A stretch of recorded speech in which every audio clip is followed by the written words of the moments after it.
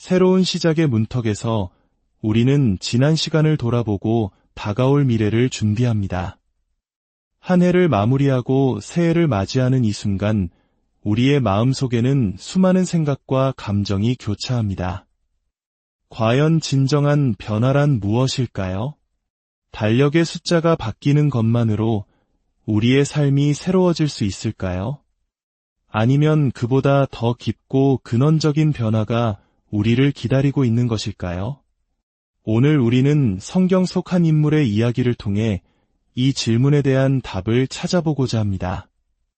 그 이야기는 바로 이스라엘의 초대왕 사울이 기름 부음을 받는 극적인 순간입니다.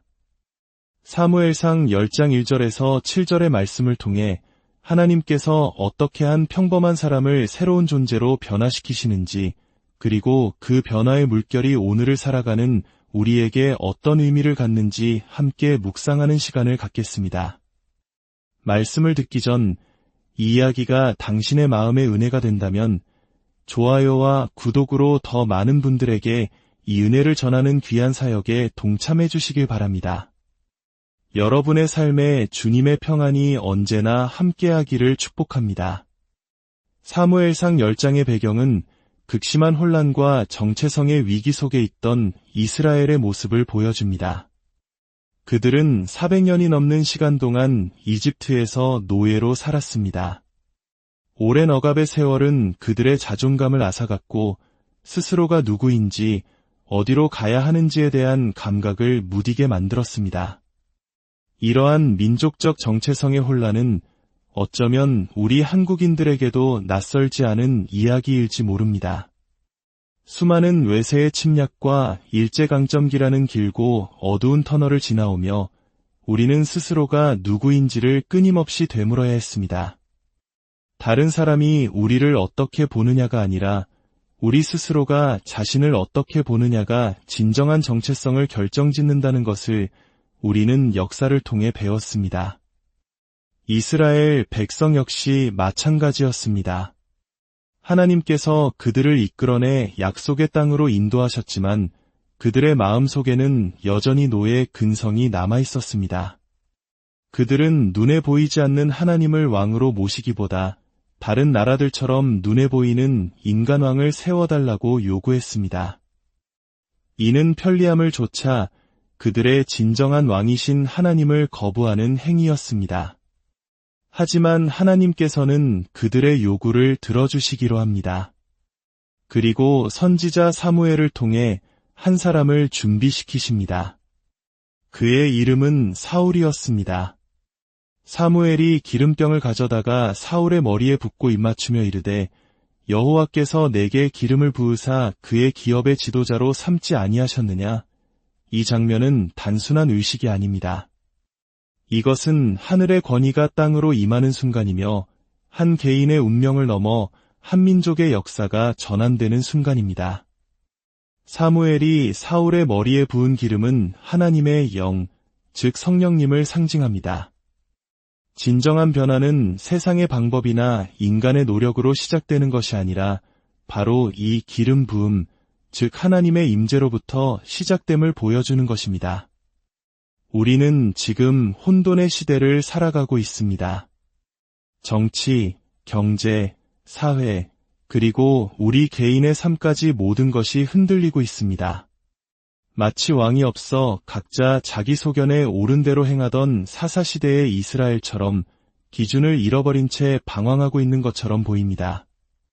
그러나 기억해야 할 사실이 있습니다.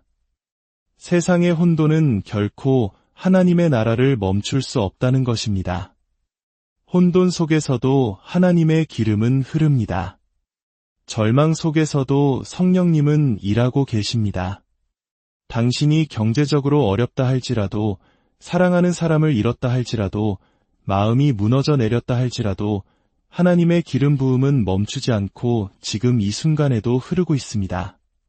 달력의 날짜가 바뀌고 시계의 침이 12시를 가리키는 것이 중요한 게 아닙니다.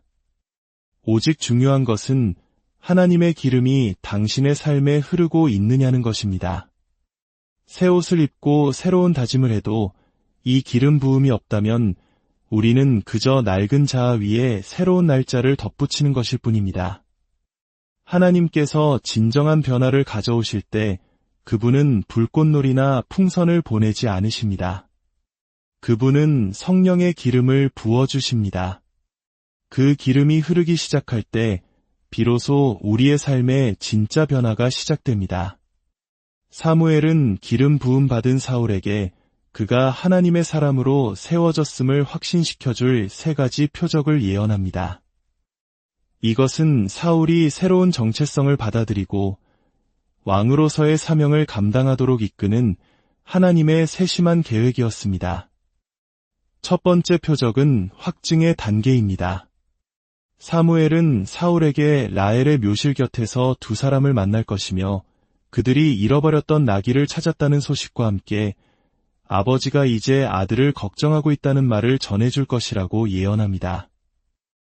이 예언이 정확히 성취되는 것을 보며 사울은 자신에게 임한 기름 부음이 사무엘 개인의 생각이 아닌 하나님의 계획임을 확신하게 됩니다.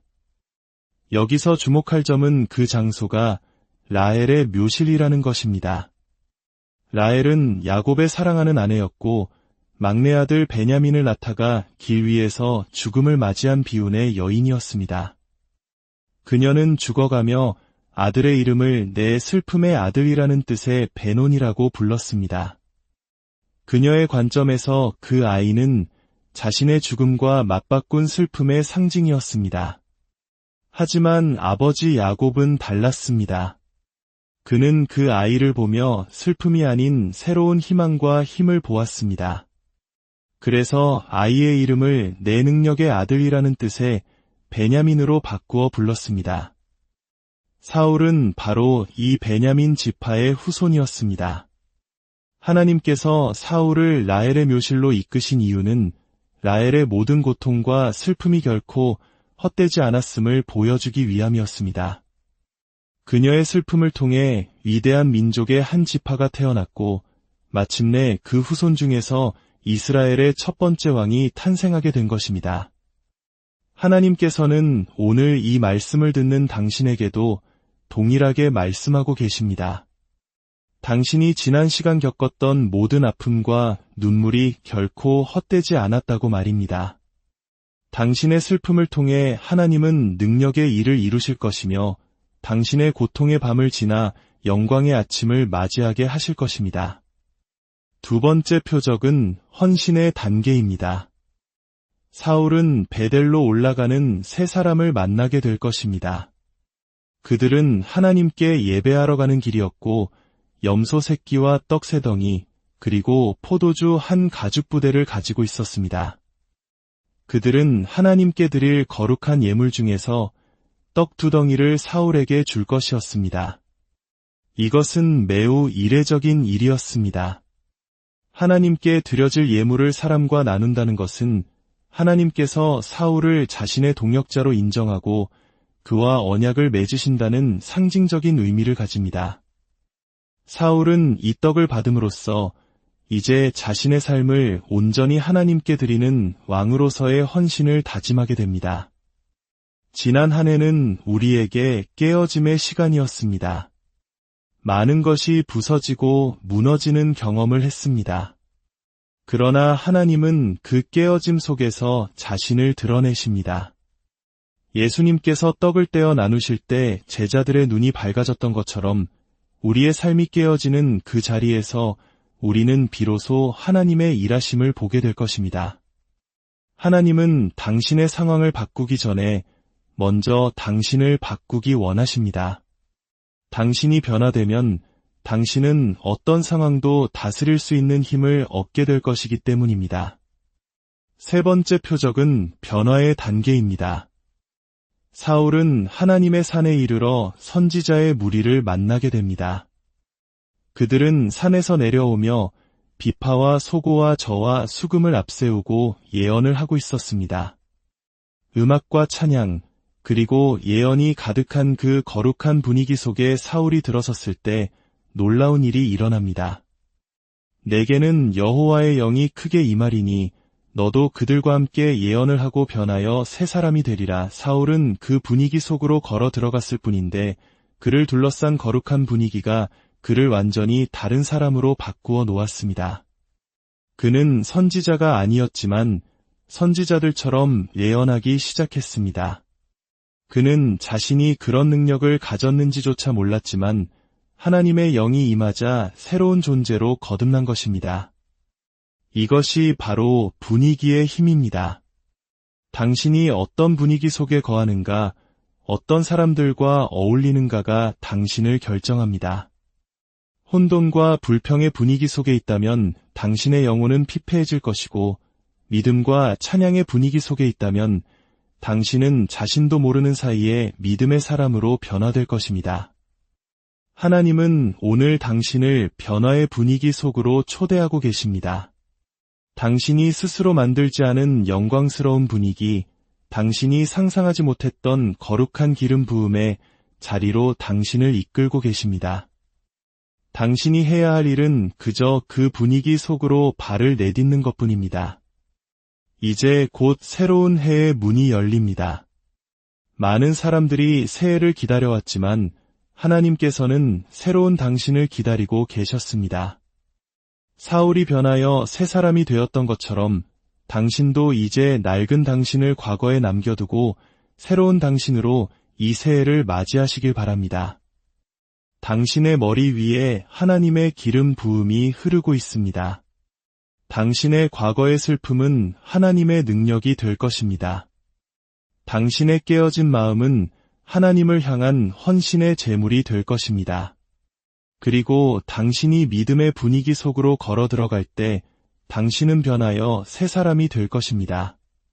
하나님 아버지, 이 시간 주님의 말씀을 듣는 모든 이들을 축복합니다. 지난 시간의 아픔과 상처 속에 머물러 있는 이들이 있다면 라헬의 묘실에서 소망을 발견하게 하시고 그 모든 고통이 헛되지 않았음을 깨닫게 하여 주시옵소서. 세상의 가치관에 흔들리던 우리의 삶을 베델의 떡을 통해 주님께 온전히 헌신하게 하시고 마침내 성령의 강력한 임재 속에서 우리가 변하여 새 사람이 되는 놀라운 기적을 경험하게 하여 주시옵소서. 우리가 기다려온 새해가 아니라 하나님께서 기다려오신 새로운 우리로서 이 한 해를 살아갈 힘과 지혜를 더하여 주시옵소서. 우리의 삶이 주님의 영광을 드러내는 통로가 되게 하시고 가는 곳마다 변화의 분위기를 만들어내는 축복의 사람이 되게 하여 주시옵소서. 예수 그리스도의 이름으로 간절히 기도드립니다.